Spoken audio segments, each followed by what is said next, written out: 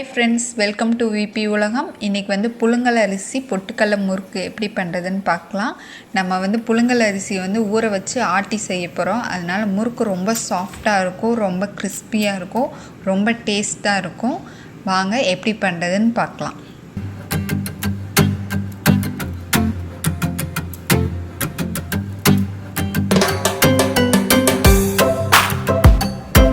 இந்த டம்ளரில் நான் 2 டம்ளர் வந்து இட்லி அரிசி எடுத்துருக்கிறேன். இதை வந்து நம்ம கழுவிட்டு நல்ல தண்ணி ஊற்றி ஊற வச்சிடலாம். 3 மணி நேரம் ஊறினா போதும். எப்படி எல்லோரும் வாரம் மாவாட்டுவோம். மாவாட்டும் போது இதுக்கு தனியாக 2 டம்ளர் அரிசி ஊற வச்சுட்டு மாவாட்டிட்டிங்கன்னா போதும். ஒரு 10-15 நிமிஷத்தில் முறுக்குக்கு எல்லாம் ரெடி பண்ணி நம்ம முறுக்கு சுட ஆரம்பிச்சிடலாம். நம்ம வந்து கடையில் வாங்குகிற ஸ்நாக்ஸோடு நம்ம வீட்டில் ரெடி பண்ணி தரும்போது ஹெல்த்தியாக இருக்கும். அரிசி நல்லா ஊறிடுச்சு. இப்போ வந்து நம்ம மாவாட்ட ஆரம்பிச்சிடலாம். முறுக்குக்கு வந்து நான் இன்றைக்கி பச்சை மிளகா மட்டும் சேர்த்துக்கிறேன். உங்களுக்கு வேணும்னா வரமிளகா சேர்த்துக்கலாம், பூண்டு வேணும்னாலும் சேர்த்துக்கலாம். வரமிளகா சேர்க்குற மாதிரி இருந்தால் அரை மணி நேரத்துக்கு முன்னாடி வந்து தண்ணியில் ஊற வச்சுட்டு பூண்டையும் வரமிளகாயும் மிக்சியில் ஒரு சுற்று விட்டுட்டு வரைக்கும் போது அதோடு சேர்த்து அரைச்சிடுங்க. மாவு அரைக்கும் போது தண்ணி நிறையா ஊற்றிடாதீங்க. மாவு வந்து நம்மளுக்கு கெட்டி பதமாக வேணும். அதனால் அப்பப்போ தண்ணி தெளித்து விடுங்க. 2 டம்ளர் இட்லி அரிசிக்கு 1 டம்ளர் வந்து பொட்டுக்கடலை எடுத்துருக்குறோம். பொட்டுக்கடலை வந்து நரைக்கணும். அரைச்சதுக்கப்புறம் நம்ம வந்து சல்லடை வச்சு நல்லா சலித்து நம்ம எடுத்து வச்சுக்கலாம்.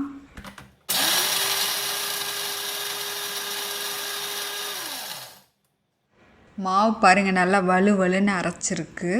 கெட்டியாக கரெக்டான பதத்தில் இருக்குது. இந்த மாவில் வந்து என்னென்ன சேர்த்துக்க போகிறோன்னா ஓமம், கருப்பு எள்ளு இல்லைன்னா வெள்ளை எள்ளு சேர்த்துக்கலாம், உப்பு, பெருங்காயம், பொட்டுக்கடலை மாவு வந்து சலித்து எடுத்து வச்சுருக்கிறேன், வெண்ணெய் வந்து உருக்கி எடுத்து வச்சுருக்குறோம். இப்போ வந்து மாவில் வந்து பொட்டுக்கடலை மாவு வந்து சேர்த்துக்கலாம்.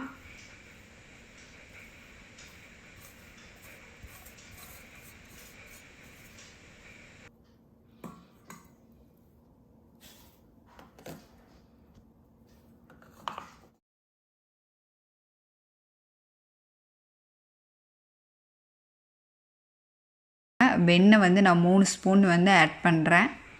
எல்லாத்தையும் போட்டு நம்ம வந்து நல்லா மிக்ஸ் பண்ண ஆரம்பிச்சிடலாம். சப்பாத்தி மாவு மாதிரி நம்ம வந்து பிசையணும். வெண்ணெய் வந்து அதிகமாக சேர்த்துக்கூடாது. அதிகமாக சேர்த்துக்கிட்டோம்னா முறுக்கு புளியறக்கு வராது, உடஞ்சி போயிடும். வந்து இந்த மாதிரி பதத்தில் வந்து பிசையணும். பாருங்கள் எவ்வளோ சாஃப்டாக இருக்குன்னு.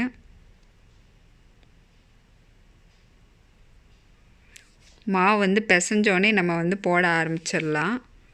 கொஞ்சம் நேரம் கழித்து போட்டுக்கலான்னு வச்சோம்னா மாவு வந்து புளிச்ச மாதிரி ஆயிரும். முறுக்கு புளியருக்கு இந்த தட்டு தான் யூஸ் பண்ண போகிறோம்.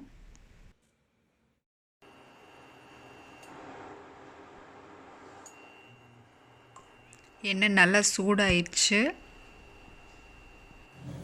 மாவு பாருங்கள், இந்த பக்குவத்தில் இருந்தால் தான் வந்து முறுக்கு புளியும் போது கரெக்டாக வரும். முறுக்கு புளிகிற உலக்கில் வந்து சுற்றி எண்ணெய் தேய்ச்சிட்டு அதுக்கப்புறம் மாவு வைங்க. மாவு வைக்கும் போது நல்லா டைட்டாக வைங்க. அப்போ தான் வந்து புளியும் போது நம்மளுக்கு வந்து எங்கேயும் கட் ஆகாமல் நல்லா வரும் முறுக்கு. கரண்டியில் எண்ணெய் தேய்ச்சிட்டு அதுக்கப்புறம் வந்து புளிங்க. அப்போ தான் வந்து நம்ம எண்ணெயில் போடும் போது டக்குன்னு விழுகும். புளிகிறது வந்து டக்குன்னு புளிஞ்சு போட்டிங்கன்னா தான் எல்லா முறுக்கும் ஈவனாக குக் ஆகும். இந்த பபிள்ஸ்லாம் அடங்கிடுச்சுன்னா முறுக்கு வெந்துடுச்சுன்னு அர்த்தம். பாருங்கள், முறுக்கு புளியறக்க எவ்வளோ ஈஸியாக இருக்குன்னு. கரண்டியில் போடுறதுக்கு கஷ்டமாக இருந்துச்சுன்னா 4 பிளேட்டில் வந்து நம்ம முறுக்கு புளிஞ்சு வச்சுட்டு எண்ணெயில் போட்டு எடுக்கலாம். இது கொஞ்சம் ஈஸியாக இருக்கும்.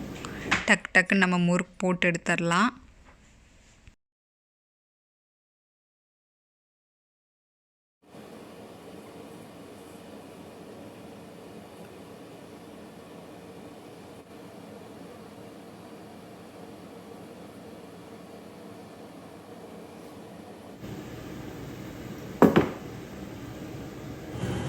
எண்ணெயில் போடும்போது பார்த்து போடுங்க.